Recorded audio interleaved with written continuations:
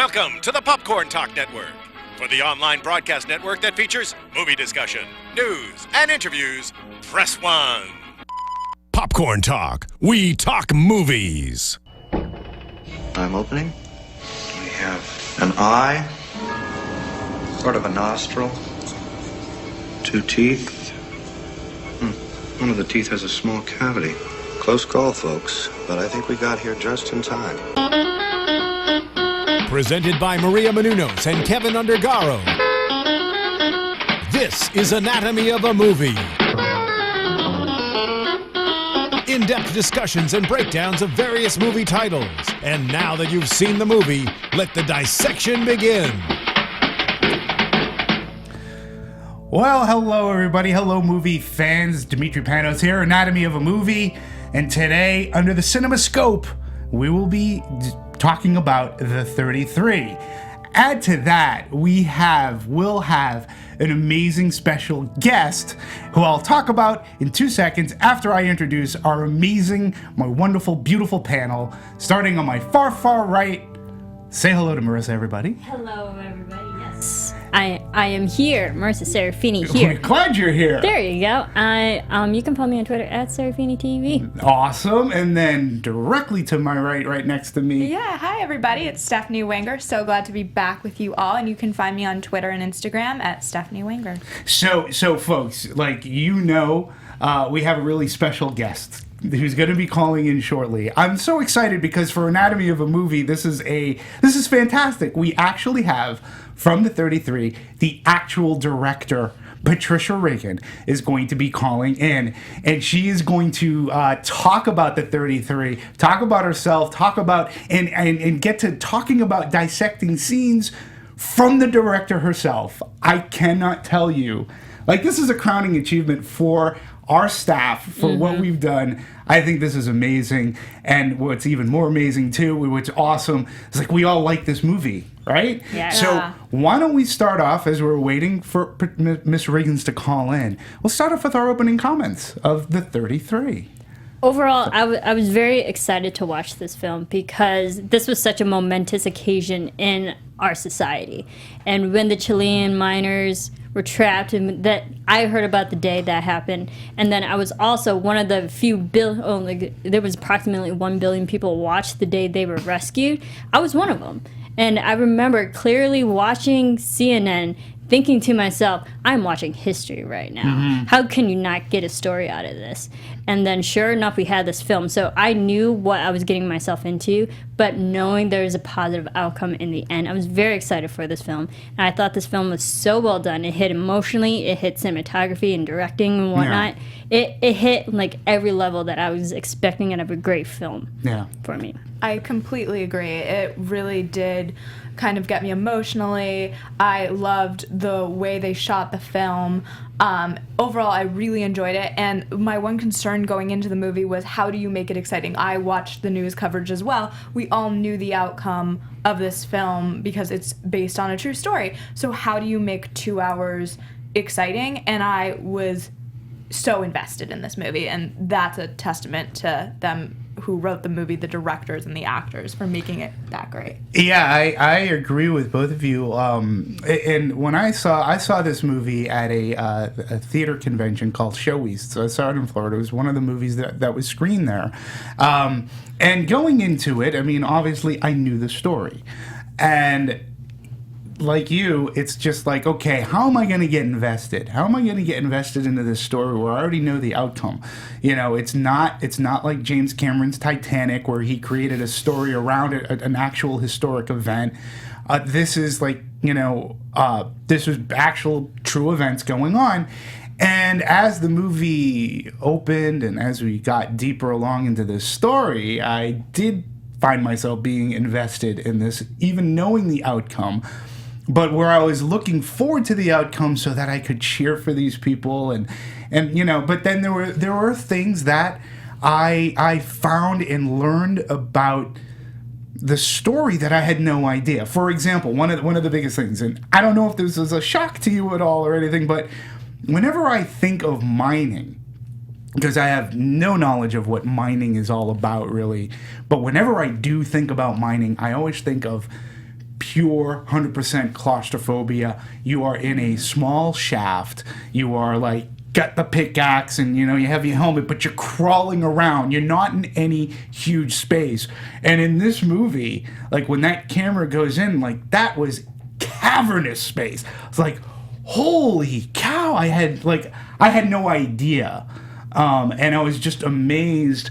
Like, granted, they're like miles and miles underground, but I was amazed as to how they dig those caverns and like that area. Like, that was one thing to me. And the way that was shot, that was just awesome. I have to agree with you that what was so impressive to me is, you can't imagine something that's that far below ground, or at least I couldn't. Like, what is it like to go down there? And I thought that they took the time in the beginning of the film to show you that they had to get on this truck and, like, the process of getting down to this low. And I'm imagining it even takes longer in actuality, but I felt like as a viewer, I understood that this was not 2 levels down. This was deep into this. Yeah. And I like the particular line when I believe the first time we actually see the miners go down, and they had the line like, how much longer? It was like, we have another hour hour car ride just down. Yes. And down. It's like, just, it allowed the audience to show just how deep they were. Yes. Yeah. And again, I was just amazed as to who digs those caverns. I mean, they were fitting, like, you always, again, from what I know of the movies, like, say, the Apple Dumpling Gang, there's just, like, the track and that little train thing that goes up and down. Yeah. I don't picture large machinery. I mean, but it makes sense if you think about it. So, I'm an idiot, but what do I know? But I was just amazed. I was like, holy crap, that is huge. Who digs that out? And you have to make it as livable as possible for these guys. They have lockers, they have, like, sleeping rooms and all that stuff. Refuge.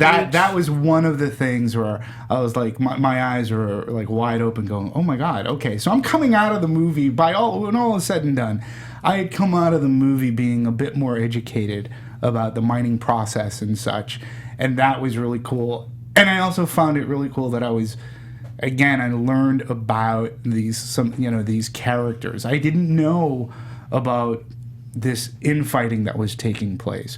The Inquirer type drama, we all heard about one miner was cheating on his wife, and I'm the kind of guy whatever, it is what it is, but I like the story of some of the other gentlemen as well, and that I found to be very fascinating. Yeah, it was really interesting how they chose to focus on different characters in this, and because they definitely chose certain people to focus on. It wasn't all 33 just because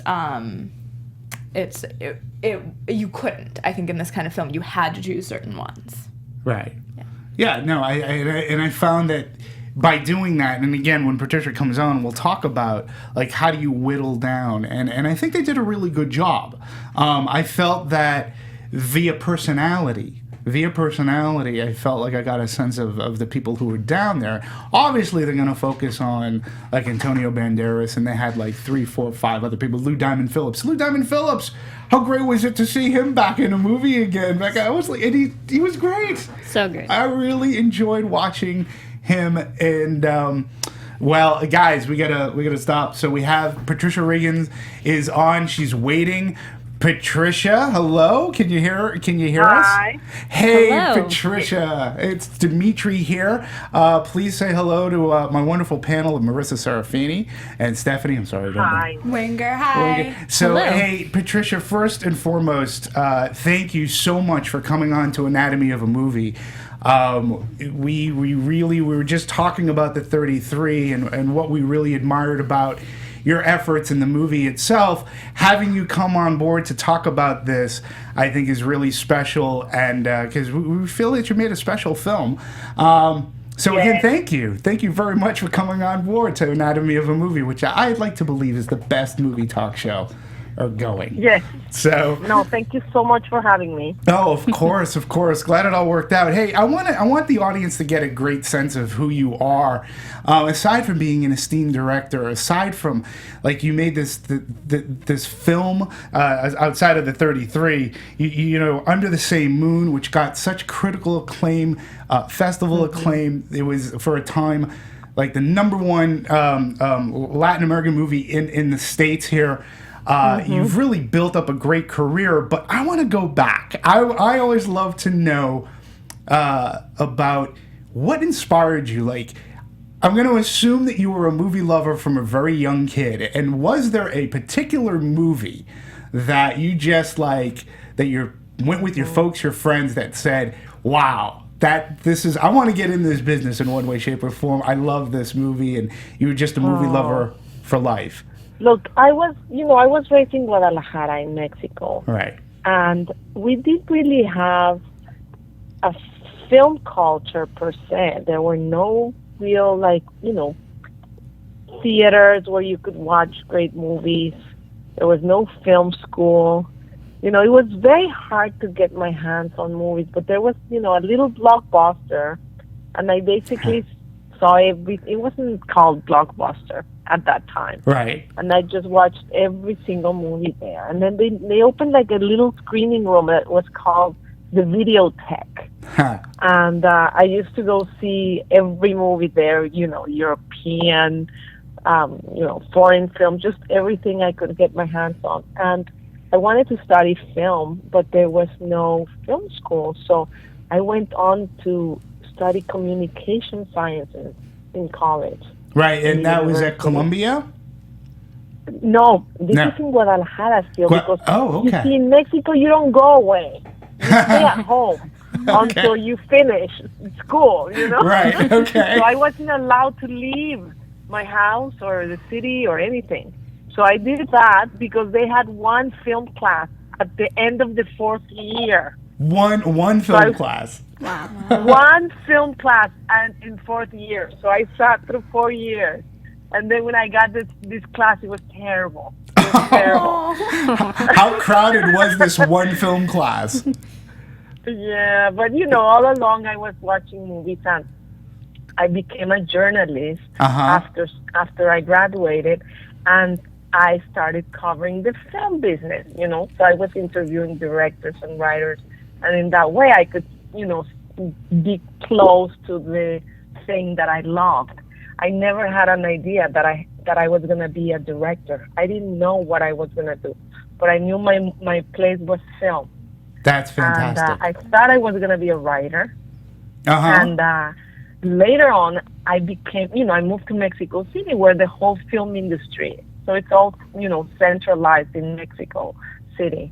And when I was there, I became a producer. Very quickly moved up the ranks, and suddenly I found myself like a very young, you know, film executive in the Mexican Film Institute with lots of power, you know, to green light short films and, you know, oversee budgets and things for guys to direct. And, right. And eventually I thought, you know, I need to go back to a school atmosphere and figure out who I am, because I don't like producing either. Right. You know, and that's how I moved to New York, went to Columbia University. I paid for that with the savings of that job that I had. That's amazing. But, you know, before we get into Columbia, there is one thing that I have to sort of kind of geek out. Right here on this show, you have to understand how much we all love and respect movies, okay? We are fans, we're geeks, we love movies. And you had a job that by any of our standards or any film geek standard would be like a dream job. Correct me if I'm wrong, but you worked with Guillermo del Toro on Pan's Labyrinth, if I'm correct. Well, no. No? Way back. I worked with, I met Guillermo. Guillermo's from Guadalajara. Right. So, from my same hometown. And my mentor, the woman that I worked for, was Guillermo's lifetime producer. He produced all his movies from the very first one. So I collaborated with Guillermo on a documentary that never got made, but it was really fun to prepare because it was a documentary about the death workers, it was called. So it was about, everyone that works around the death, like the people that work in the funeral homes, the people that work in the, in the place where they deposit the cadaver, the corpses, when somebody dies, they say, all the people that work in cemeteries, and of course, Guillermo loved the subject. Why am I not surprised? He loves death. Eventually never got made, but that was how I came to work with him. And, I've known him socially all my life.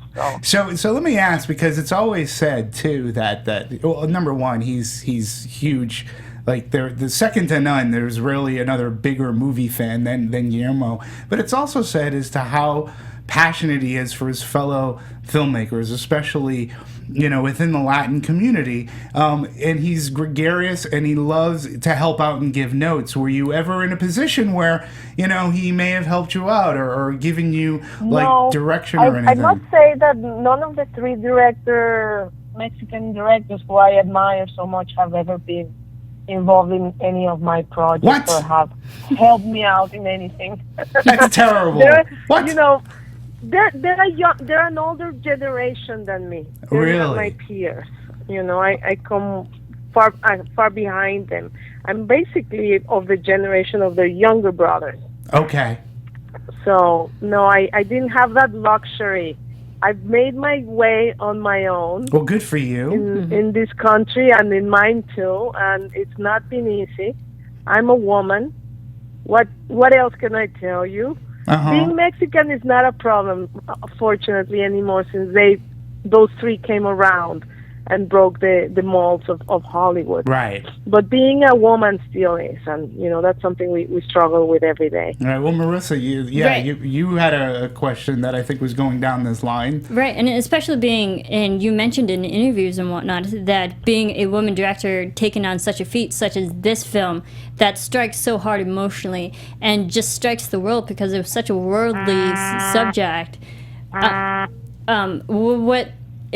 What challenges, or did you have any challenges going into this film, being a female director, which is so rare in both situations in the U.S. and in the Latin culture? Did you face any challenges while making this film? Every single challenge that you can imagine, and the ones that you cannot imagine too. Every day was really tough. It's tough as a woman to get respect, to be listened to be followed or appreciated. And you need all of those to be, to be a director. You need people to believe in you. So it's always, kind of a fight. That said, I had a great team of guys in my cast that were very just wonderful, talented, collaborative, and we pulled it off. I decided to make this movie in a real mine. I don't know if you guys know that this entire movie was not shot on stages. It was entirely shot on location. Which was incredible. That means that we were inside a mine for 35 days, 6 to 8 weeks, 14 hours a day. And what was that like? We lived under very, very, dangerous conditions, and we endured a lot of hardships just, because of the environment inside the mine. Yeah. It's amazing. I want to go back to this woman directing thing for 1 second, and then I really want to talk about the movie. So you went to Columbia University, and you did a thesis on women directors. Do you ever look back? There's been lots said about that recently. And what my question to you is, do you ever look back at that and go, in considering today's landscape, women in film landscape, do you look at it and go how prophetic that may have been, considered when you wrote that, and then today looking at the landscape? Yeah, I guess something inside me always knew, but didn't, because when you live in a place where, I feel like you need to know that a job exists for you in order for you to imagine you can do that, And, growing up, I never really saw a woman director. I then, decided to go look for them, and I found the 4 women directors that existed in the country. And I interviewed all of them, and I learned a lot about their struggles. That information is still informing me right now as I move forward in my career, because it's the same, it's the same situation we're all facing. Right. Now, here's the funny thing. You would think Mexico is a third world country, right? A developing country. Well, the percentage of female directors in Mexico, it's exactly the same as in the U.S. Is it really? Yes, it is. So what does that say about the U.S.? We're a third world country when it really comes bad. to treating women in Same Hollywood. with you guys. Yeah. Yeah. Well, bad. listen, we've talked about this. I bring it up a lot, and I agree with you. I agree. There was, in doing my research for you, I came across an article talking about women directing, and there was something that I found as a guy very insulting when they said, well, we're not going to hire a woman director because they don't get special effects. And I'm like, are you kidding me? I am such a movie fan. God. I go, look, this panel alone, Marissa, you go to fan conventions, things, you go to a lot of movies, whether they're big, small. Stephanie, I know I just met you, but you love... No, I met you, a couple of weeks ago, but you're here because your passion for movies, you have a fandom. Women are just equally as fans of movies and whether they're special effects or not, as much as men. I go to Comic-Con, I go to Star Trek conventions, Star Wars conventions, I see them there, and I just find that a woman's talent behind the camera directing, I think you can get a different perspective. I'm going to say this and go on the record. I think one of the biggest mistakes that this whole Hunger Games movie franchise made was not hiring a woman director. They should have had a female director to get up there, because I truly think that if you're going to give a franchise about a teenage girl who's taking a power position, I really think that the woman director would have been able to mother that theme throughout, and it would have been much better of a movie. I think there are many instances. Catherine Bigelow, who I know is one of your favorites, she truly has made like Zero Dark 30, movies like Near Dark. She made a horror movie with James Cameron. There are so many talented women out there that I couldn't agree with you more, and I'm so happy that you really doing it on your own or fighting that good fight, and that you're in that corner and you're doing a fantastic job. Yeah. Well, we're about to see the changes. I think that right now, finally, people are speaking about this. This is like apartheid, right? Yeah. It is. Saying something like that.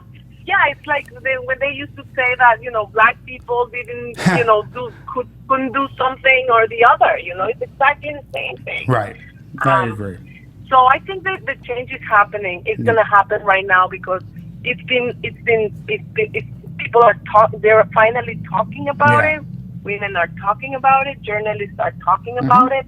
And now the studios and the producers and everyone are going to look really bad if they don't change things right away. Agree. So I think, they're just going to make an effort, and the moment they do, they will realize it's fine, Yeah, that's why I'm a panel surrounded by women. And then we will cease to talk about being female or not, you know, like we don't talk about, race, Right. Marissa, you were going to chime in. You were going to say something. Right. And I think what you're doing so brilliantly, you're bridging the gap between the humongous gap that is men to female ratio of directors, and I think you're doing an excellent job of bringing light to watching the 33. I would have never figured it was directed by a woman, because I think it was so high quality, such Who cares? is Right. equal, if not better than what a man could pull off. So I don't think gender should be an issue where it still is. But going into the 33, dealing with such a what can be emotionally hard-hitting story that affected so many families and the miners themselves, what did you want to bring to the film, and out of performance-wise or directing-wise, that you really wanted the audience to take out of this film? Oh, well, this was a very, very challenging story to tell in so many ways, because there were so many characters that, participated in the real event. And we didn't want to make a movie that was inspired by an event. We wanted to really bring the event to the movie screen, because it's very easy to go away from reality and make it up and make a great experience, a great scene, a great character, a great movie. But then it wouldn't be the truth, Right. So the challenge was, let's bring the true story with the real characters, everything that really happened, so that people can really know what it is to survive 69 days trapped in a mine, or 17 days with no food and water. So, that was, I think, something that for me was very important, to bring the real story, the real characters, and at the same time be able to make a very entertaining and moving, emotional, thrilling experience to watch it. That's fantastic. I wanted to talk about a specific scene. I want to talk to the director about dissecting a scene for us. My favorite scene in the movie, which I affectionately call the Last Supper scene. To me, I think I found it to be the most important part of the movie. I think it's the glue of the entire film, because it's where the characters bond, and more importantly, it's where the characters and the audience, the movie audience, bonds as well. I thought it was beautifully, wonderfully shot. It almost played like a short film. It had 3 acts to it. If you could share with us, from script to screen, how did you go about? What was your magic for directing this scene? How did you go about doing this scene? How did it all come to life and just work so magically and wonderfully? Yeah, well, the first thing I can tell you is how I came up with the scene.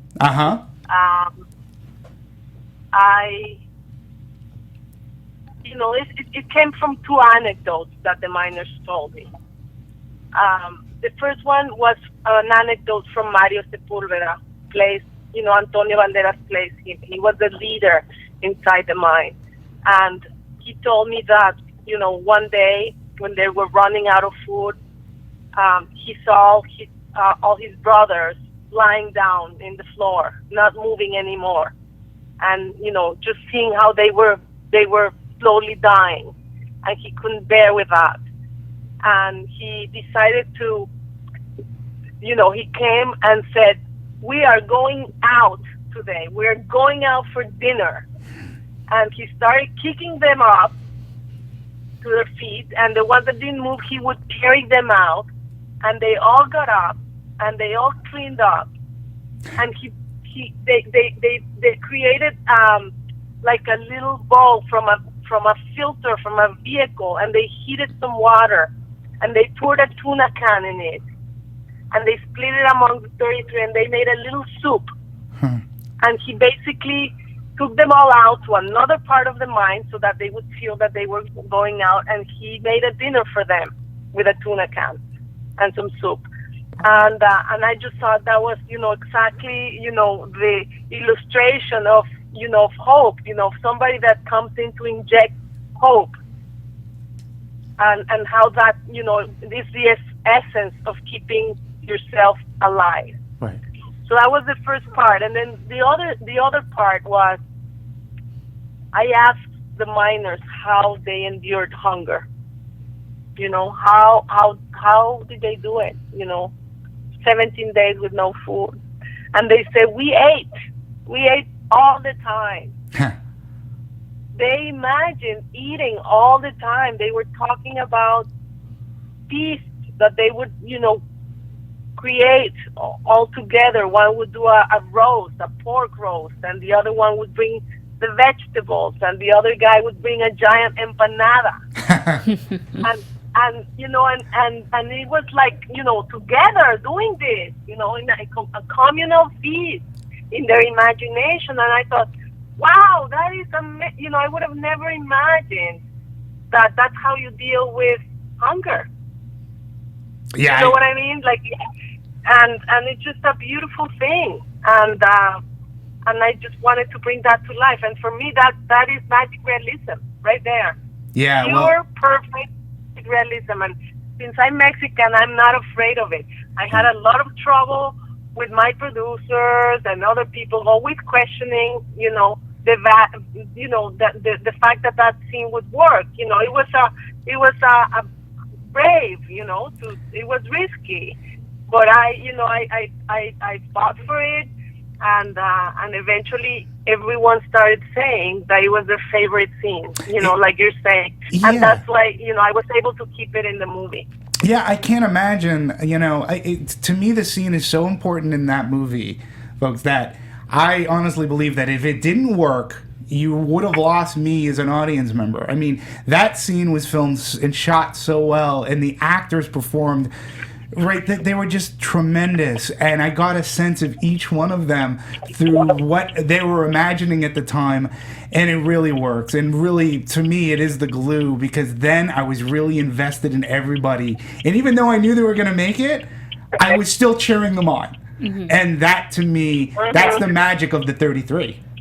That's what I was actually going to ask you about, was having a movie where you know the outcome. Millions of people watch this happen on the news. How did you handle that in creating a film and still having the tension that's so present in the film? Well, what you do, I didn't really think about it. I just, what I did is always kept the moment being, alive, and the best moment, and being really right there with them. And then if you're living the experience with them, it doesn't matter what the result is, and if you know it, because you are in the moment and you're experiencing it with them. And I guess that's what made us, be able to tell a story like this, knowing the ending and still keep it thrilling. Absolutely, and you did, and not only thrilling and suspenseful, but emotional. Right, we all went through. You go through this emotional roller coaster, is like, between the government, what's going on there, and you get angry. Yeah, you really captured and did that tightrope walk very well. And I wanted to ask you too, because you are quoted as saying there was a lot of wonderful discovery in the editing room. Can you talk about what it is that you discovered while putting this movie together with Michael Tronick? Well, yeah, I basically, we basically created this movie again in the editing room. Uh-huh. The movie wasn't really the way it was, conceived. When I was in the edit room, I ended up with like a five-hour movie to start with. Wow. So I had to decide. Yeah, it was big, and there were so many characters, and I just had to decide what movie I was gonna tell and which characters I was gonna follow, and also find ways to compress time. So, for instance, once they are discovered, and they're found, that they start being fed in a way, we kind of lose, tension, if you don't do something, because now that they're eating, Right. It's a little bit tense. So I kind of came up with an idea to use news pieces to move through the time quickly. And with those pieces with Anderson Cooper and some other, I created that to tell everyone what was happening with the rescue. 2 months passed, basically, how those drills were operating when they were failing, and that's how, things like that. We had so many of those discoveries. That's great. Yeah, and while watching this film, because we know this was a real, true event, and what kind of other research did you do before or during this while you were filming? I mean, during the actual situation, we know NASA helped build a Phoenix capsule, and they added their input in the rescuing of these miners. Did you have any research or any references that you pulled from to put into this film? Oh, yeah, tons. From the beginning, the first thing I did was I flew to Chile. I met with all the miners, and I worked from every one of their experiences. I not only extensive interviews, intimate conversations, closed doors, met with their families, with their loved ones, with the government, with the rescuers. I just, dived into all that information. Hello? I think we might have lost her a little bit. Well, Patricia, come on back because we're waiting with bated breath. But I mean, this is like amazing. I think that Patricia, if you're still there, well, please call us back. Get her back on the line. Okay, Yeah, we'll get her back. I have to say, like this is great. I think we are delving in and getting such good things. We've all done our research. Mm-hmm. And there's a lot of things being said, like there's a lot of repetitive stuff, but for our listeners and viewers, when we get her back, this is great. I think we're covering this great ground and really, I hate, no pun intended, digging deep into, she's giving us great insight of not only what it is for being a woman in this world of show business, but and that's been such an issue that has been brought up again and again. You mentioned Hunger Games earlier. Jennifer Lawrence is somebody who's talked about the wage gap between men and women in Hollywood, and it's something that we're definitely, something that's come up time and time again in the news. Yeah. What I loved about this is that while we, the audience who saw, we know what happened when they first got trapped, and then we always saw the beginning and ending of the story. Right. And what I think is done so well in this film is showing everyone what happened during the middle, what they actually went through, and I think that was executed so perfectly. Yeah, I agree. I mean, the only thing that that really came to light when you talk about the middle, Marissa. Hey, Patricia, what happened? You go under a tunnel? No, it's just, what, I'm in a difficult situation right now. I'm here. I may have to hang up in a few minutes. Okay. Well, we wanted to just tell you, like, number one. If you want me to organize myself, I can call back in a few minutes, too. Yeah, why don't you organize yourself? We'll take a break. Organize yourself, call back, because there's so much more we want to talk to you about the filming of this, and I want to talk to you about editing, and we want to talk about working with James Horner, and so much to talk about in yourself, of course. So yeah, please, and we're going to continue to talk about the 33 so you go get organized. Thanks. We'll talk soon. Let me call you back. Okay. Thank you. Thanks. All right, well, see... Folks, I look at this as a great sign, because if she's willing to call us back, I think we're doing, and thank you again. It's all live. Yeah, this is great. And folks, again, I have to toss it out to you fine folk. This is great. I think this is fantastic. And we get to talk about this movie. Marissa, you're right. The middle, we didn't really know. I didn't know about the whole jealousy of Mario and such. The one thing we knew about was the dopey Inquirer-esque stuff about the miner who cheated, who had a mistress and all. And that we knew about, because that sells papers. What I liked about how the movie sort of kind of made fun of that. It sort of poked fun at that situation and made it almost a comedic element. But I loved like Lou Diamond Phillips' character. He was the guy. He basically is their foreman. He's their boss, and he knew something was wrong. And the tragedy of it all is the corporation who owns the mine too. We're just being dopey and silly and not nice people. Right. What I enjoyed is that yes, we had such a great cast in this film. So such strong leading men that they all, on a way.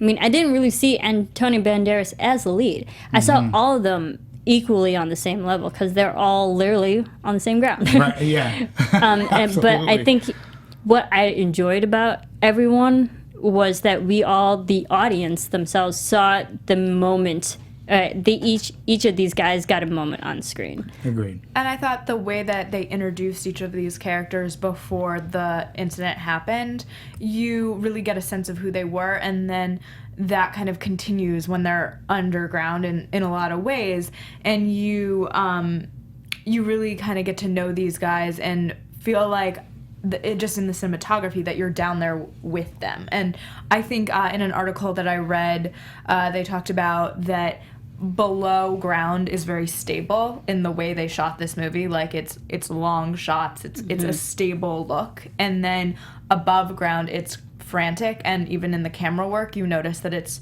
more frantic. It's handheld and erratic. Exactly. And I thought that was so interesting, and something that, looking back, when I read that article after I saw the film, and afterwards I was like, oh yeah, it totally does when I think about it, because the focus below is about the characters and up above. Right, and I noticed that actually watching it, because I noticed when they were down underground that like it was so steady when they should have been like panicking. Right. But again, that sense of calm and knowing the positive outcome that like we know they're eventually going to get out.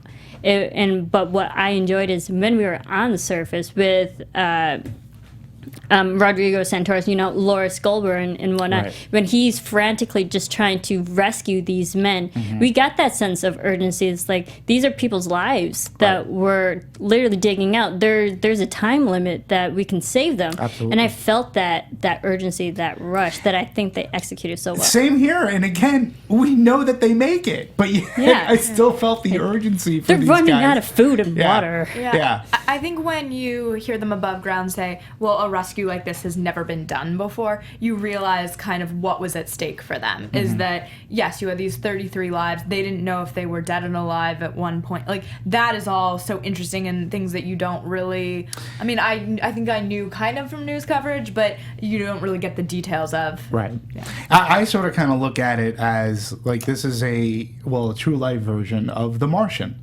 I mean, we think about it. The Martian is a rescue attempt which brings the entire world together to rescue this one guy, and the planning, trying to figure it out. How are we going to make this happen? There was an urgency. And when you look at the 33, we're talking about 33 men in which the world came together. A rescue attempt like this had never been done before. And the world pooled their talents, their smarts, their ingenuity, their engineering smarts to try to come up with different ways. And there was spitballing, is what I get from the movie. And Aim to miss. And that was a great scene as well. Absolutely. And again, this is stuff that, I didn't necessarily... You pick up that the whole world is watching. I didn't get the sense how big, like how everybody was contributing in their own way. And that to me it's inspiring, because it's what makes The Martian, I think, so successful and popular, is because of that positive thing. But this movie is equally as positive, and even more so because it's true how we came together in that tragedy. Right. What I also enjoyed with what this film showed is that yes, we had these men trapped under, but what were also there was the families that were pushing the government to help save these. Like, we had that extra added pressure that allowed them to like figure it out, maybe irrational at some points, but it allowed them that enough pressure to get them like, we have to save these guys because they're affecting so many families that are right here expecting us to help save them. Right. And I thought that the balance between those worlds, so you had the underground world, you had the men trying to get them out, then you had the families in Camp Hope, and then you essentially had this fourth idea of the media and how the media was portraying this story, not only in Chile, but across the world. And I thought to balance all of those storylines was so fascinating, and I felt like I got enough of every one of them. I didn't feel like, oh, we should have had more of the family. It was really a well-balanced film, and that's a really tough thing. Yeah, especially considering how many characters and factions that you're dealing with. You know, I couldn't help but think while watching this too, it threw me back. It reminded me of a Billy Wilder, I believe it was Billy Wilder, Kirk Douglas movie called Ace in the Hole, which I don't know if you've seen this movie. I highly recommend it because it's topical to this conversation. I wanted to ask if by any chance she had seen that movie, because it's about this hotshot reporter played by Kirk Douglas. Like, you know, he thinks he's all swagger, and he goes to this desert town in the States, and there's a mining accident where there are miners trapped in a mine, and he starts writing about it, and his writing is becoming popular, and more people are learning about these miners, and he comes to a very moral decision, and it's just a really fascinating story about the press, about the media, about publicity, and does it overshadow the lives of the men?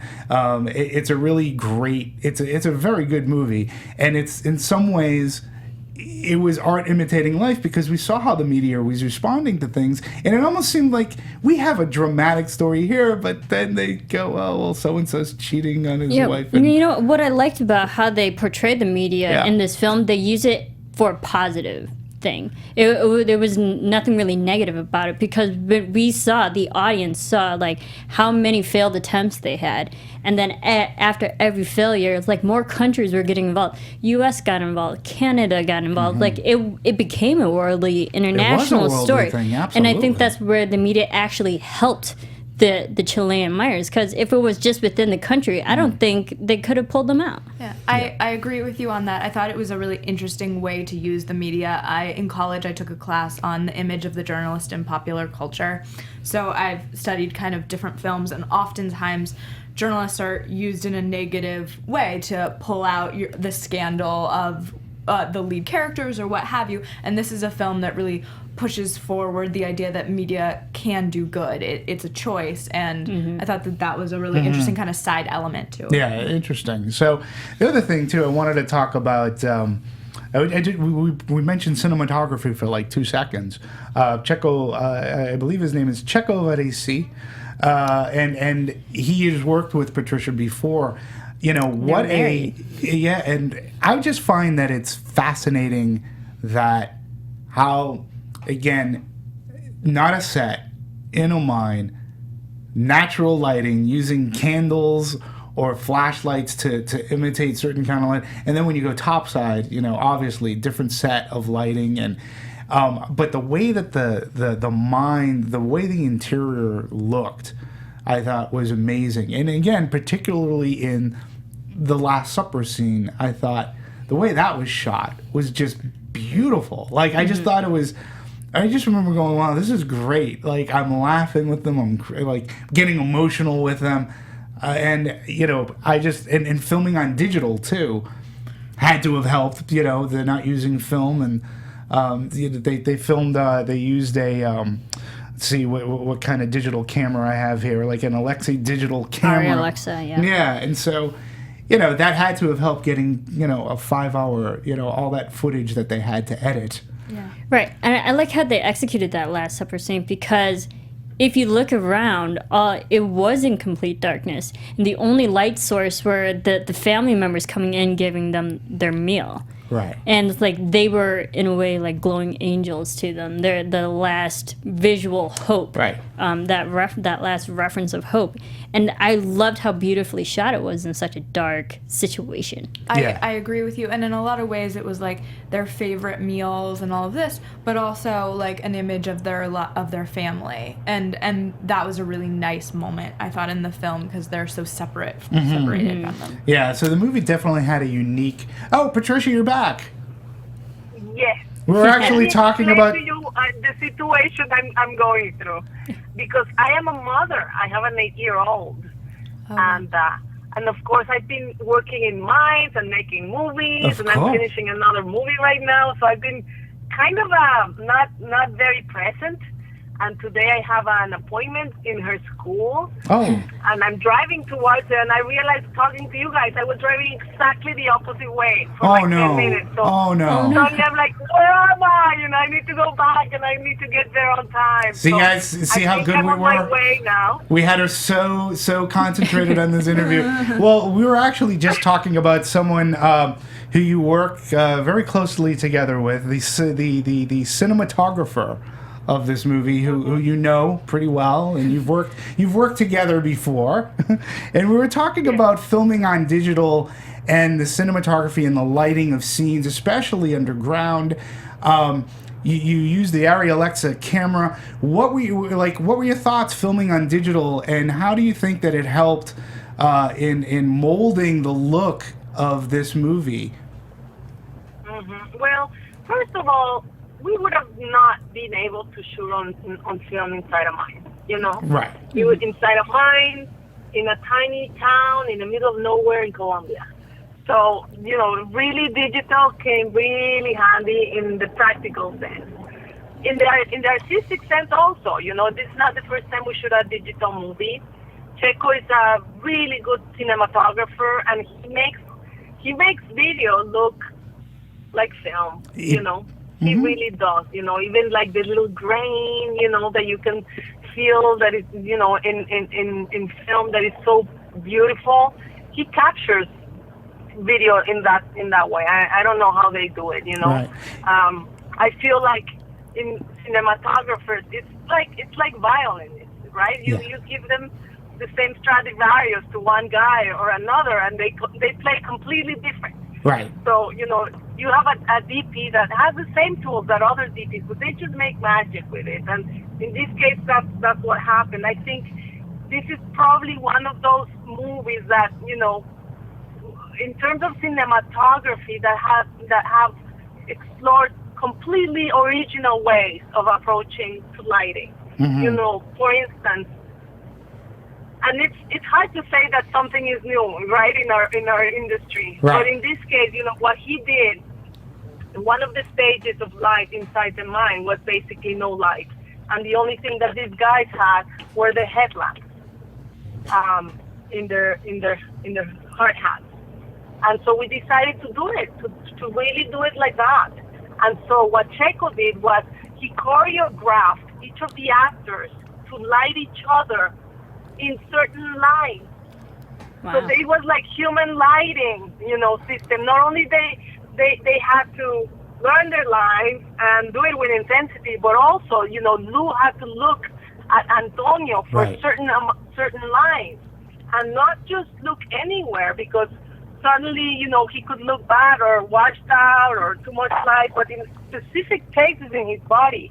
Checo had his gaffer with an iPad controlling the flash, the lamps, the headlamps with dimmers, so that so it was completely realistic, but at the Genius. same time, movie magic. Yeah, that's out of the box. See, that is out of the box practical effects thinking right there. Mm-hmm. And to his credit, and to your credit too, the one thing that I got was the warmth. Like, it had the film warmth there. Mm-hmm. Reading about filming on digital, but that is an amazing story. And yeah, if you remember a scene very well, when Antonio character storms into the refuge, mm-hmm. and the miners have opened the box of food, right, and are raiding it, and he storms in, and a fight begins between all the miners, the ones that want to eat the food, the ones that want to protect the food.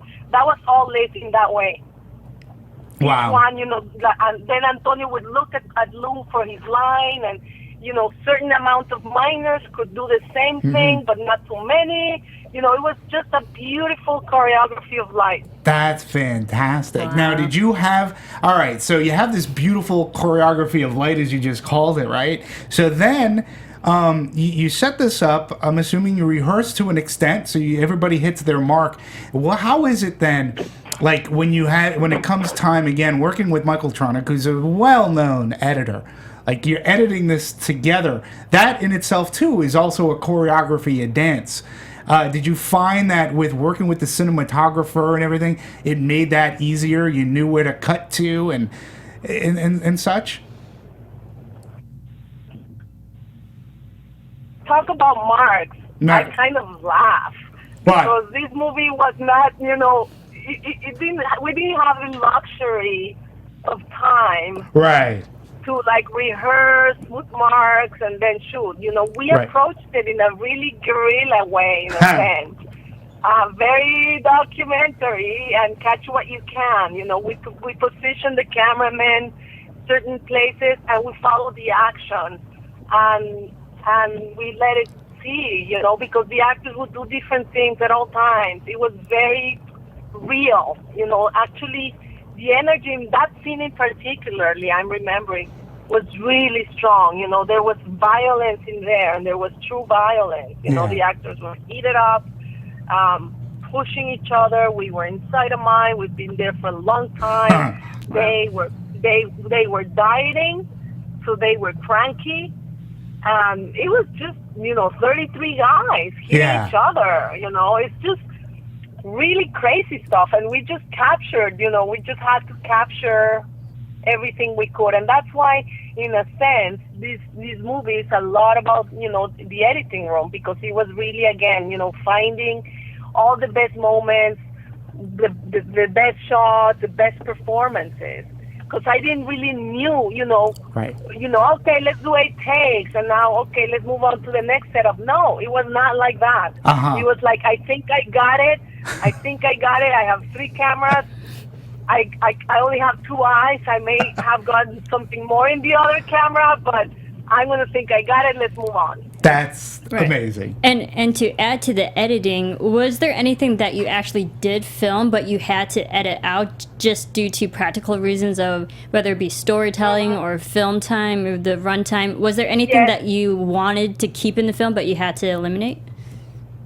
There's so many things like that. It's always, in my case, it's always really hard because I go out and I shoot a lot. I shoot long scripts, and at the end of the day, you have to bring them into a 2-hour situation, around 2 hours. And so there's always a lot of sacrifices, a lot of beautiful things. I had a beautiful scene that didn't make it into the movie, and it's a little pain in my heart, which was with the Bolivian, the character that was the Bolivian, and the Elvis character, the Elvis impersonator. The Elvis impersonator gets, at the collapse, he's injured in his mouth. He loses teeth, Right. and it's in a lot of pain. And he was a bully, with the Bolivian. Right. But one night he's crying in pain, and the Bolivian approaches him and gives him some coca leaves to put in his mouth, and that takes the pain down. Oh, interesting. And that was, it's like a helping hand from a guy that's been bullied by that same guy, and offers, help. And then that, those moments of brotherhood inside the mine, were really precious. And, that scene didn't make it. The performances were awesome. Yeah, it sounds like a great scene, and it's one of those little sacrifices that one makes in the collaboration. I wanted to bring up too, before we have to let you go, yours was tragically one of the last, if not the last, film that James Horner scored. I'm a big soundtrack person. James Horner is no stranger to my life, or my ears, I should say. What was it like collaborating with him? And he did something very unique. This is so unlike a James Horner soundtrack, his typical soundtrack. Did he do that on his own? Did that come from direction with you? How is it working with him and that collaboration? Yeah, it was fantastic, and basically we decided, again, one of those risky decisions, we decided to go and do an Andean score. Not the Hollywood score, but a really Andean sounding score, because we had this opportunity, and why stick to the traditional, let's say, Western orchestra or Western instruments that we hear over and over in movies? So he hired, this he flew in some musicians from, a guy came in from London who is a flutist, and you will recognize this guy when I tell you what he's done. He did the flute in the Mission movie. Oh, okay. Remember the Ennio Morricone? Yeah, absolutely. Movie? Yeah. The score, Uh-huh. those flutes. Yeah. That was this guy. Oh, he's head. the top flutist in the world. Okay. He did the flutes in Braveheart. So he knows how to play the flute. Yeah. Basically, is what you're telling us. He is the most talented flutist. He's from London, and he came in with, let's say, 40 different Andean flutes Right. that he purchased from an old Peruvian man that lives in Paris and makes them. Wow. And this is the kind of stuff, that in this career that we have. Yeah. No, absolutely. And again, for James Horner, the types of scores that he does. Traditional way in which you compose and then you go and record the music. He was basically composing and recording simultaneously because Was he you cannot really? write music for these instruments. Basically, he was indicating, and they were playing, and they were recording, and they were putting all the pieces together. And James used to say, he said, "This is like painting, Patricia." And so I was sitting with him as he was painting, and when he finished painting this beautiful picture, it was done. There was no going later to record. Right. Wow, and that's, we lost you there for a little bit, but I'm glad when you came back in. So talking about his process, because, of James Horner and his contribution to film, this was very unique. This was a risk. I mean, you tell me, you worked together with him, but this seemed a risky proposition for him because he was doing something that's outside of his wheelhouse, so to speak, because he does use orchestration to such amazing effect that's being so scaled down this way. That's an amazing story of how It's a testament to his talent. Absolutely. Yeah. Absolutely. Yeah, absolutely. So, go ahead. So Stephanie, go Sorry, ahead. if you had. Oh, something I was that just wondering. I mean, we had such an international, well-talented cast.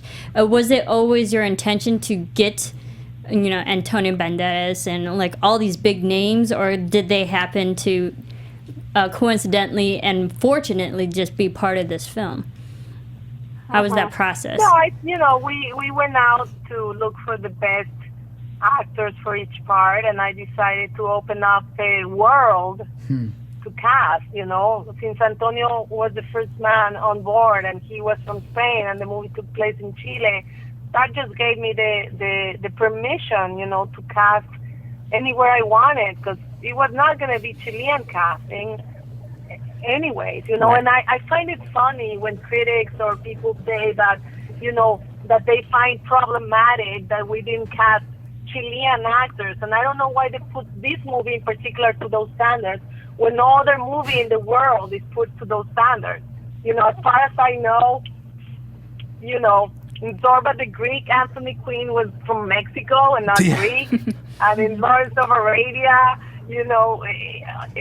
any movie, name it, Lincoln that Spielberg just made with an Irish actor. I mean, every movie brings the best actor for the role. Right. Why do they need to be from that nation? They just do it when it comes to Latin American movies. It is very funny. Nobody ever says, why isn't this movie all cast with Arabs or with Russians? Yeah, no, I mean it's one of those silly or arguments with, that or with Palestinians, because it's a movie of biblical times. Right. It's very funny. Yeah, having Christian in any Bale case, play my, Moses. My only criteria was get the best actor for each role. Let the world be the stage. I have the opportunity to cast from a lot of different Latin countries, and that's what I did. What was the pre-production process like on the film? Obviously, finding the location, getting this many actors together. Was it as crazy as I could imagine it could be? Yeah, I'm sorry. You asked me a question. Yes, the question was about the pre-production process, finding the location and finding all of these actors. How long did that process take, and what was it like? It was not easy. It was a long process. We didn't have that much time though, so we had to move fast. But it was a long process. Again, because of the reasons that you're saying. It took us a long time to find these mines. The Chilean mines were very, very dangerous. And also it was a very expensive country to shoot in. When we found Colombia and their tax incentives, and also the fact that they had these absolutely amazing mines, that's when we realized that we could make this movie. So we went to Colombia to shoot the interior of the mine, and then we did all the exteriors in Chile. And so I don't know. I have no idea how long it took us. 2-3 months, something like that. Wow. Well, fantastic. So, listen. Well, Marissa, you had something that you wanted to bring up. Just one last question for me. One of the main key scenes of this film was the actual collapse of the humongous heart of the mountain. Could you tell us a little bit about the mechanics of actually filming such a big, intense scene, explosions and everything harrowing. crumbling? It was as big as watching a disaster movie. Yeah, what was the mechanics behind that and that process of filming it? Yeah. Well, as you know, mines are very dangerous environments, so we did not have the freedom to shoot these action sequences like normal people do, because we were inside the mine. So we had a lot of limitations. We also had limitations of schedule. We had very little time to achieve it. And we even had a lot of limitations in terms of how many VFX we could afford. So, the beautiful thing is that mines are already so scary. Right. That, we just used the real mine and, run around in a dark cave. It's already really, really scary. I mean, one of the things that happened to us is that inside the mine, with all the car chases, the guys, in those vehicles trying to escape, created very, very harsh conditions for us to breathe. Because of the fumes of the vehicles, they didn't, they don't go out. They stay in there. So we had a lot of, I'll call them casualties. Basically, we had to take a lot of people to the hospital during those days. The actors everyone just was having such a difficult time breathing. But, we're just thankful that the collapse really came about, and I think it's really good. That's what I've been told, that it's one of the most gripping scenes in the entire movie. Hey, we have people who watch us live, and one gentleman is up there, and he went on to say that he felt it was the best soundtrack that James Horner has done for a drama. So it's a testament to you to working together with him. So we're sharing with you a live person. I can't see his name. Steve. I can't read his name from Steve Drew. Thank you, guys. So, I want to invite everyone to go see the movie this weekend. It's super important that we come out this weekend, because we are dealing with the biggest monsters of all time.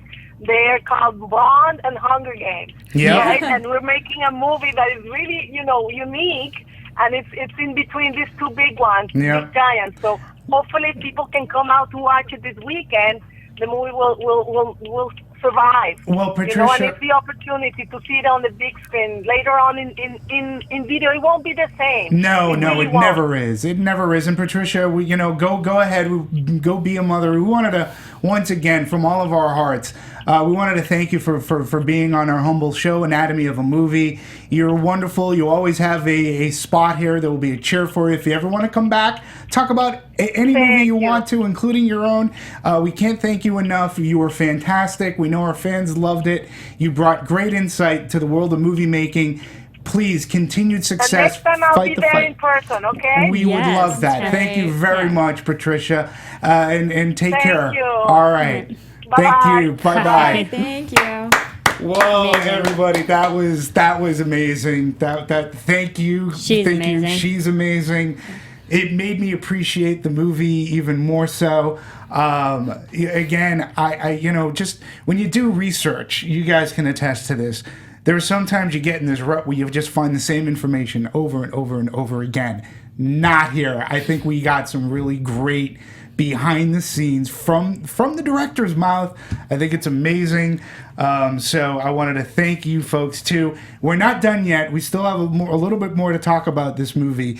But now I'm just all charged up. I thought that was just amazing. Patricia, again, thank you so much for coming on the show. So much appreciate what you did. And we appreciate the 33, which we'll continue to talk about. I forget what we were talking about cinematography and editing, and I know we talked a lot about score. What were some? I know I brought up my favorite scene. What were your favorite scenes in the movies, Stephanie? That's a hard question for me. I really enjoyed. Like, what I found really interesting was the beginning of the film and how they did the collapse, and then I kind of mentioned it, the whole different world. I don't know that I had a specific scene that was a favorite, but I really appreciated kind of the balance in the worlds that they created. I would say that was probably it. What about Marissa? It was so hard to pick out a favorite scene, but definitely one of my favorite moments was near the end, when we see all the miners are getting rescued, and it comes down to literally the last guy. Yep. And we see the message, God was with us. That's when I personally just got choked up, because if you think back to the beginning, when they first go into the mines, they pause for a second. They actually stop to reflect the I believe it was a statue of Mary, to pray, because this is the Latina culture. They are so heavily religious and whatnot. Right.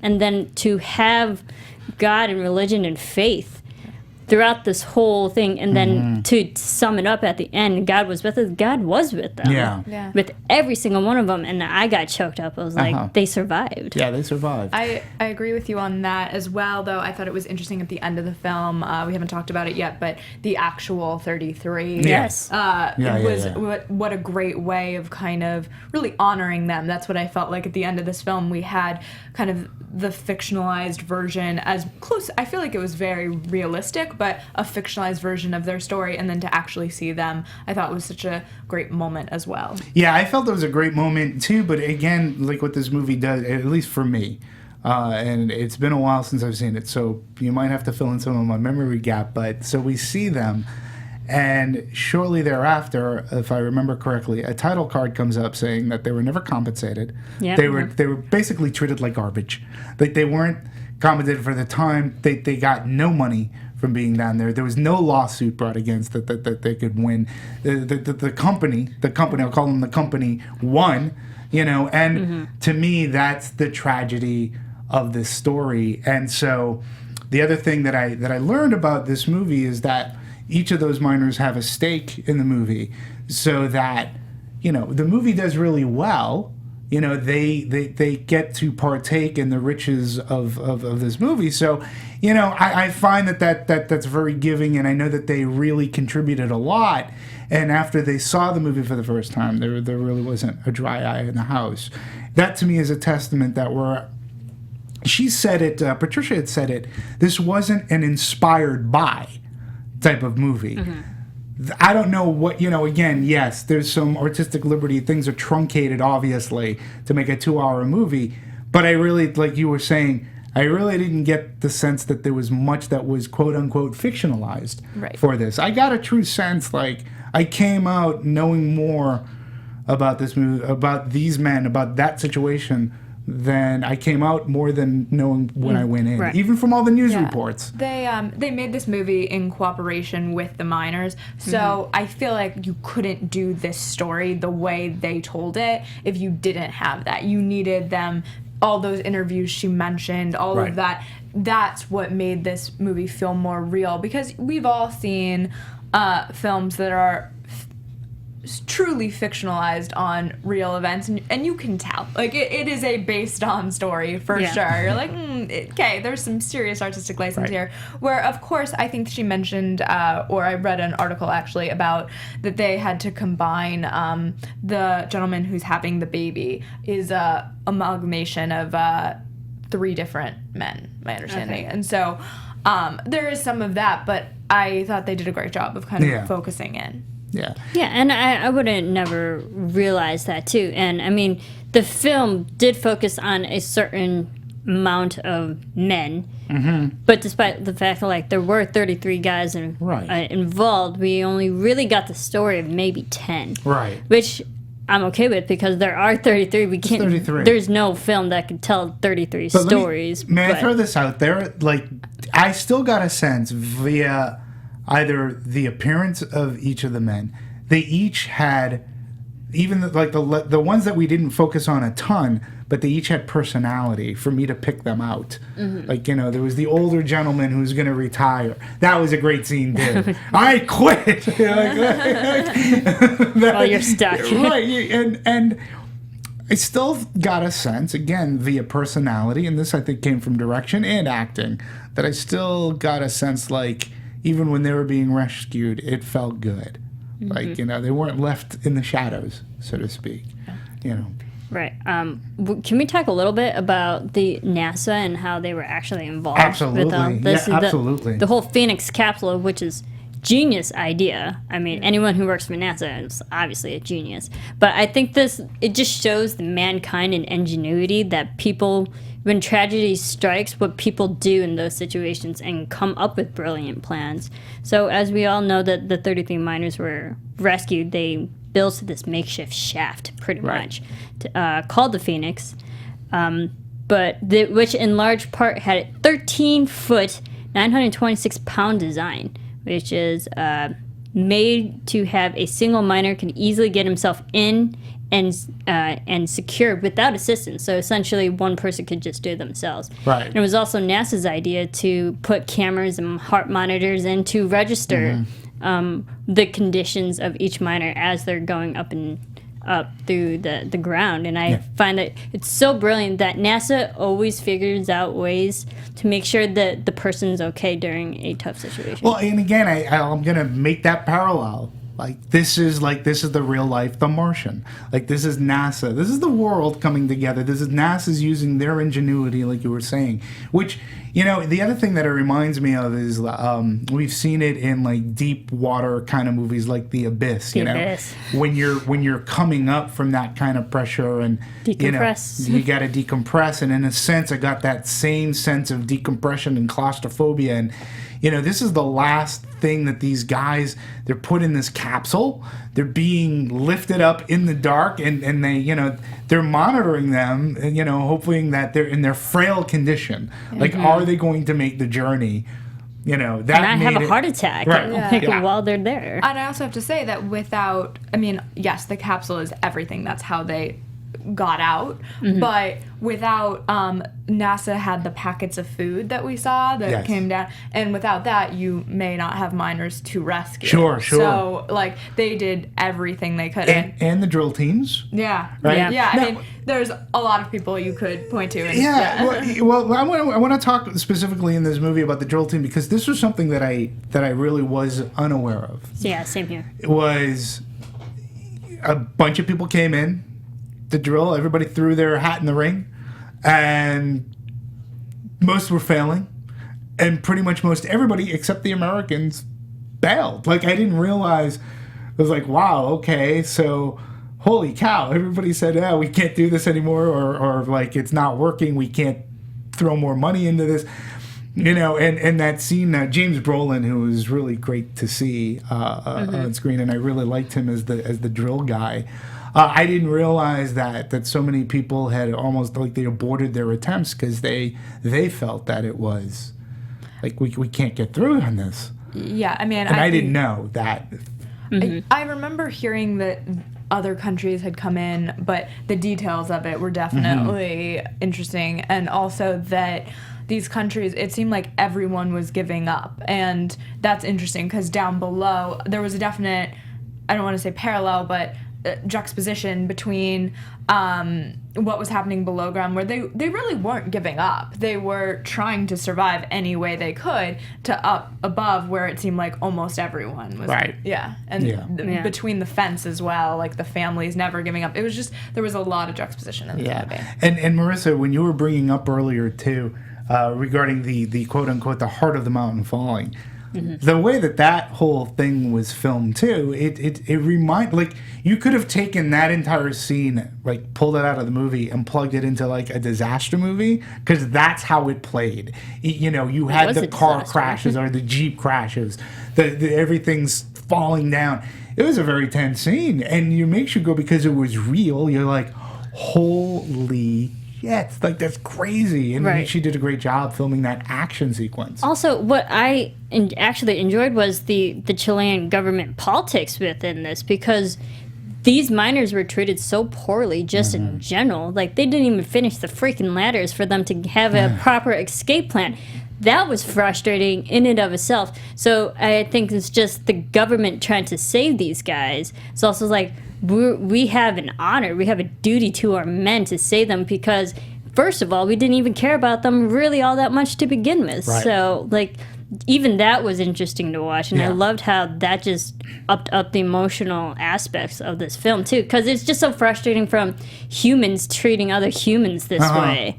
But also, it takes a disaster to make yourself actually start caring about someone. Here's something too, I want to like lighten things up a little. Was I the only one who got hungry watching this movie?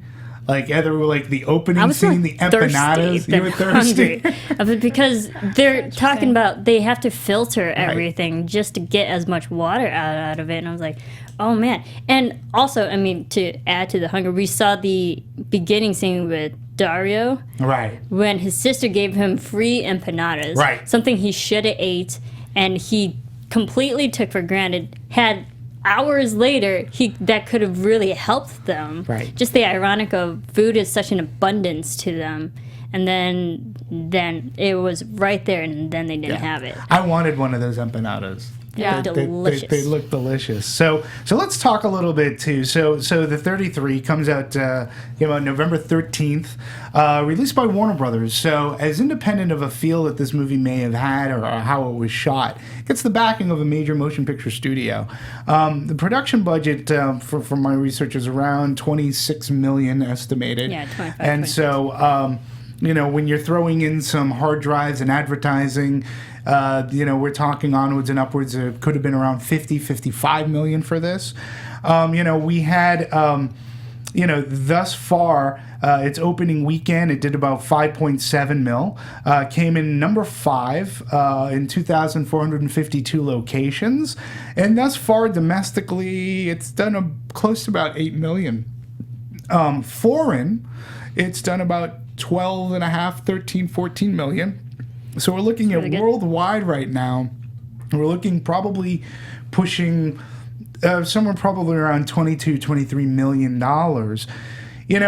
She said something that was interesting, and she is, Warner Brothers picked an interesting time to release this movie, knowing that Bond was out. You get the second weekend of Bond that it hit. This week we got this Hunger Games movie coming out, and it's interesting. It's tragic sometimes. Well, it's tragic all the times when a good movie gets thrown in to like this type of a pit.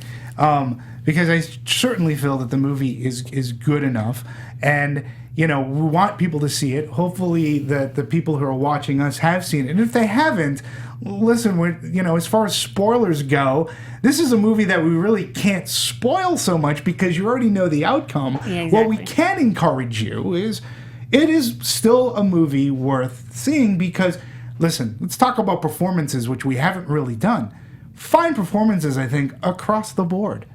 I agree. I agree with you. And just in terms of what we were talking about with box office, it's such a hard environment right now. Every week there's a big franchise movie coming out. So it is do you put it out in the summer? Do you put it out? And I feel like this time of year, it's holidays. It's definitely a movie that probably young children wouldn't enjoy, but families can go to. I would totally go with my parents to this movie. It's something that I feel like in that way, it's a smart time to release it because at least you have that opportunity to be with family and things like that. Also, I mean, it does also come down to time. Rather, that I felt at the end of this movie, you can watch this at any time of the year, but the time it actually, when that happened, 2010, not so that long ago from when we're talking about this, but October of 2010. So I understand they want to release the film around the same time these miners were actually rescued during that year. Yeah.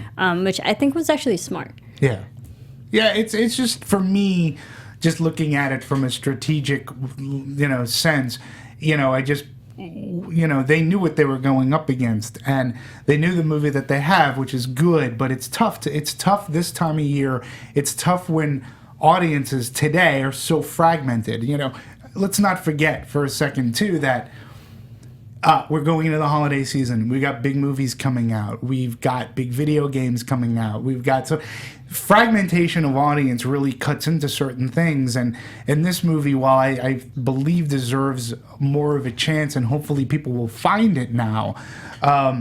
It was a very bold move, I think, from Warner Brothers. But again, I give Patricia and her crew. This was such a collaborative effort.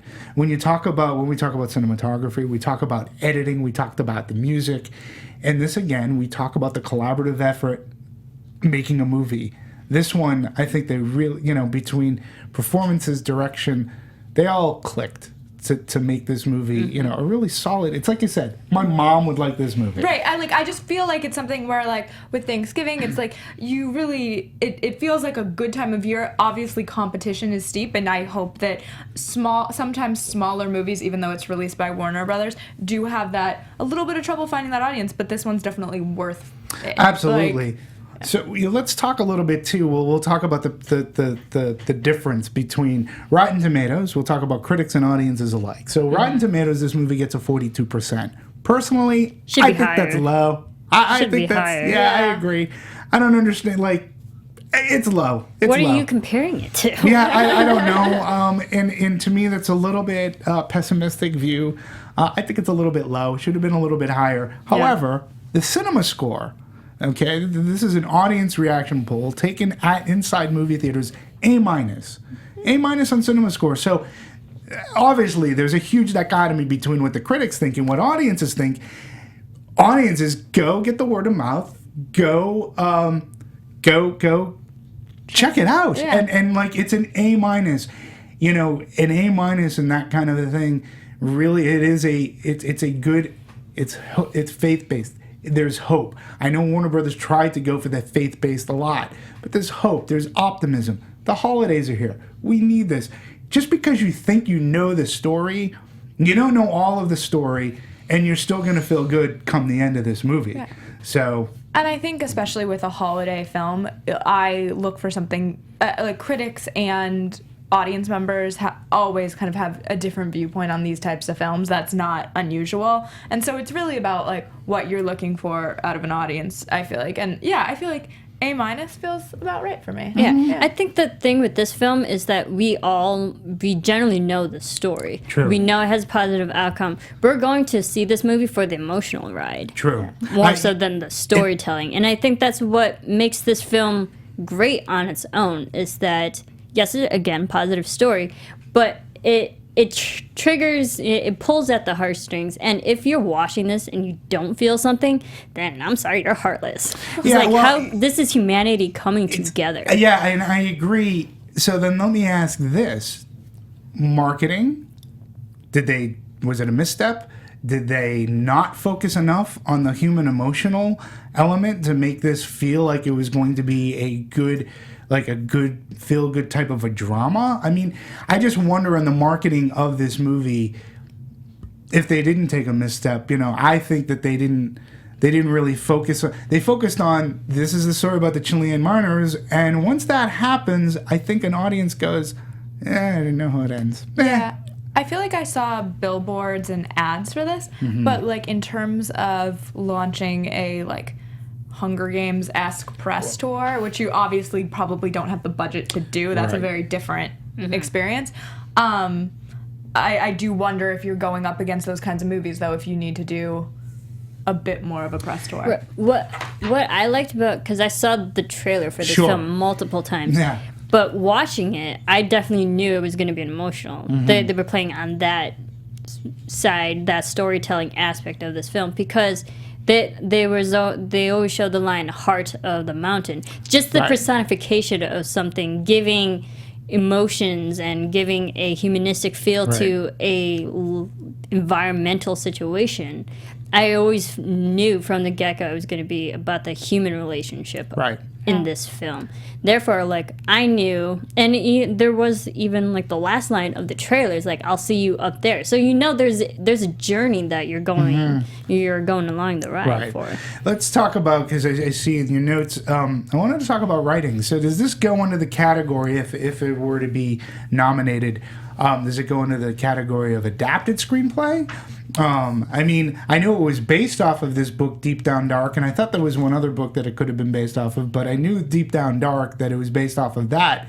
But I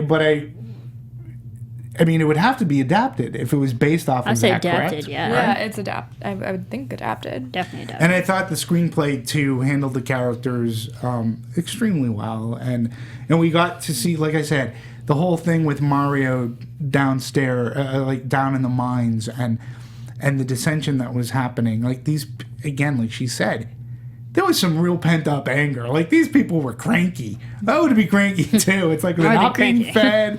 They're in the mines. Sometimes the mines are really cold. I had heard, I believe it was sometimes suicidal. Yeah, well, I didn't know anybody who was suicidal down there. No. This is not just, like, just suicidal in that way, but, like, it allowed the audience to think suicide, especially with the man, like, standing literally at the edge, that he took one step forward, he could die. So there were like always on, like, bordering that suicidal thought. Yeah, and the rigors that the actors, I forget if it was Lou Diamond Phillips or Antonio Banderas, said, you know, we were down in this mine, it was a salt mine, and it was cold. It was cold down there, but we had to give the appearance that we were, like, hot, and we had to film shirtless, and in order to emulate sweat, they put this grease on them, which made things colder. Ugh. I think it was Antonio, and they said it was just a miserable experience. Everybody got sick in one way, shape, or form. Right. So, you know, that's combat pay. Yeah. That's the way I look at that. Yeah, because you know that it is not. I mean, there are tough conditions that actors obviously have to be in, but this sounded particularly rough. Like, absolutely. Yeah, because there's no break in it. You hear actors say, "Oh, for a week we did this particularly difficult scene or whatever," but this is the entire experience for these men. Were in this salt mine that sounded cold and just not pleasant. It was not like, oh, let me go back to my trailer. Right. That was not the experience they were having. And I think that just shows the dedication of the art, what they're willing to go through to tell such an amazing story. Yeah, I agree. So, was there any other performance or actor or actress? Like, we didn't talk about Juliette Binoche all that much as Maria. I think she's amazing. I love her in Chocolate. Oh, yeah. How can you not? She's just a great actress. And then to see her play such a strong female character, being also Chilean, I was like, oh, just a testament to, like, how talented she is. Mm-hmm. And she was so good at playing such a dislikable person in a way, but also in the end you root for her because you just feel for her. Right. It's like she was such a realistic person. Yeah. She was one that I wanted more of, I have to say. Like, I felt like it was interesting that she, like, I wanted, I don't know, something else from that character a little bit. Not in that she was wonderful in the role, but just there was, like, another step that I wanted for that. I just felt like we got her, but we kind of got a touch of all the families. It's again that hard balance. Yeah, I thought too that Rodrigo Santoro's Lawrence was really well because he was the, in a sense, almost our tether up ground for the compassion and sympathy, and he was really, he didn't want to give up. And you brought up that line, what was that, aim to miss? Yeah, aim to miss line. That's a great thing. So when that drill comes through, like, that's a great scene in the movie, I think. I thought he was really good. Lou Diamond Phillips, like I said, it was just really good to see him back. Yeah. I haven't seen him in a movie in a while. It was really good to see him back. And again, you get, he's this family man, and he looked upon the people that he worked with as brothers, but you can also see how that character gave more or less the leadership over to Mario. You know, Mario has the charisma, and if anybody's going to keep that going, Lou Diamond Phillips, in his right as the foreman, he understood this.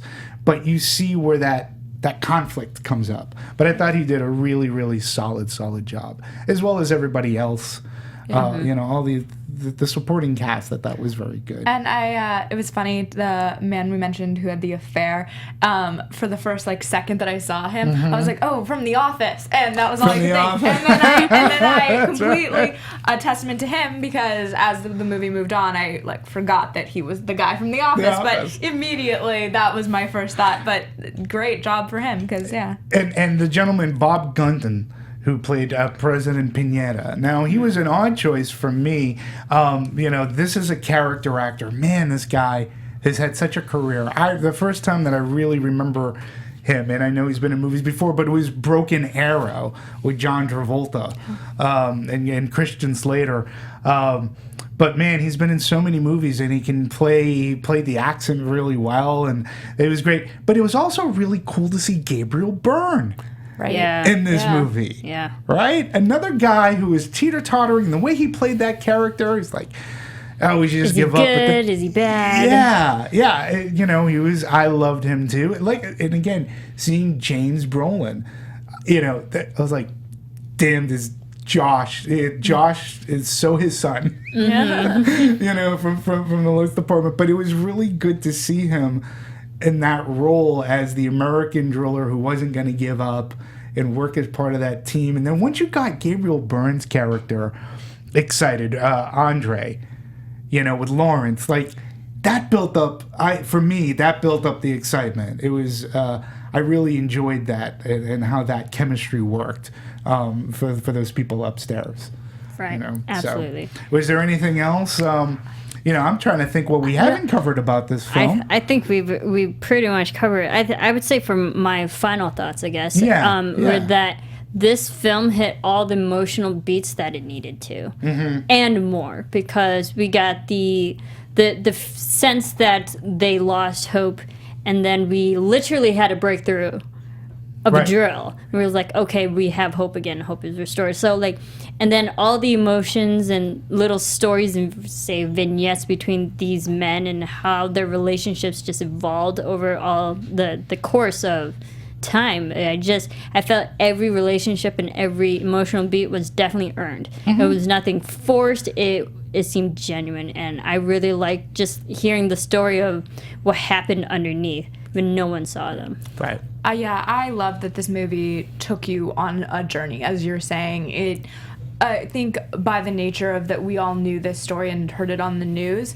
When you watch something on the news, you're, by the nature of it, on the outside. You can't get into it unless, for the most part, in that type of news coverage. And in this story, they really take you down in, and I mentioned earlier on in our podcast that it, as you're going into the mine, you really feel like you're on that truck with them. And I think that is such an amazing way of telling this story. Yeah, I mean, this was a movie that it was, of all the films that they screened, they screened a good handful of movies at the Show East. And this one definitely was one of the more likable of what I got to see. And it sort of took me by surprise, because I was surprised as to how emotionally involved and brought into this movie I was.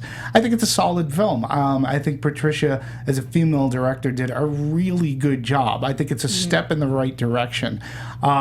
So, and again, much thanks to Patricia Riggen for spending as much time as she did with us, which I think was amazing. She even called back. Yeah. She got lost. She was so into our interview, folks. She lost direction, and she had to turn around. But she called us back. Patricia, thank you so much. You didn't even have to do that. Yeah. You could have said, "Screw you guys, I'm going. I got lost. I can't talk anymore." But she didn't. But she didn't. So I wanted to also thank my awesome host. Yeah, help make me look good. Trust me, folks, that's combat pay. So, Marissa, where can people find you? You can follow me on Twitter at SeraphiniTV. And you can find me on Instagram and Twitter at Stephanie Wenger. And you can support me on Twitter at dmovies1701. Thank you, folks, very much. We hope you found that this episode was as special as we did. Again, thanks to Patricia Riggen for coming on board.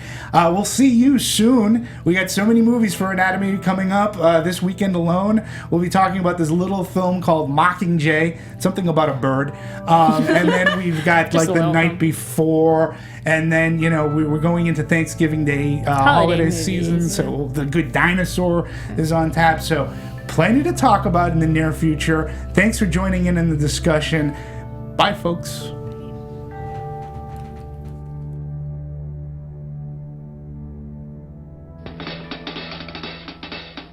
From producers Maria Menounos, Kevin Undergaro, Phil Svitek, and the rest of the Anatomy of a Movie staff, we would like to thank you for listening and subscribing to the show. If you have any questions or comments, feel free to email or tweet us. I'm Sir Richard Wentworth, and this has been Anatomy of a Movie.